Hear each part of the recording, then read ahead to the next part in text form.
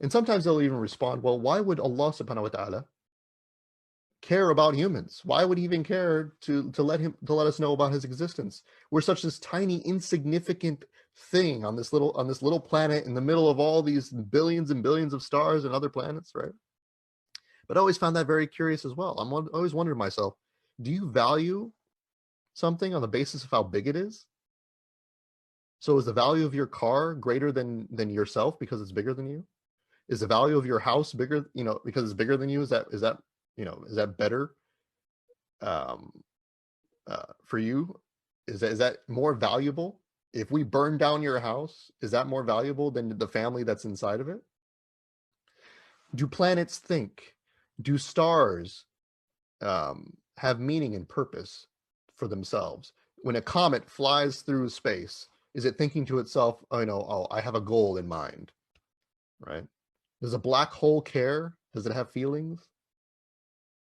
Human beings, our rationality, our ability to believe and think, the ideas in our mind are greater in size than the entire universe. We are on this blue planet, this small blue planet in the middle of nowhere, apparently.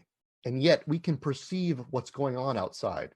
We can make mathematical models that determine the size of a black hole. How is that possible? So what does size have anything to do with it? What does us being alone on this small blue planet in the middle of billions of all these other stars and planets have anything to do with it?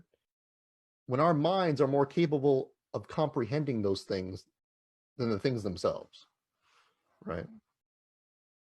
I find it very fascinating that Allah subhanahu wa ta'ala gave us that ability, and that people would demean it in such a way to suggest that the size of a planet or a star, or the size of something, is somehow a greater determinant of its value. Even on our own planet, that's not even the case, right? Let's think about one more example. How about the bee, the honeybee? We know, for those of you who are conservationists and such, you'll know that the honeybee is currently endangered, right? And without those small little creatures, the honeybee, our ecosystem would die, and it's currently dying as a result of them dying. So even the smallest insect is significant for our survival. Its value is not determined by its size, but by its function, by how Allah subhanahu wa ta'ala has given it value.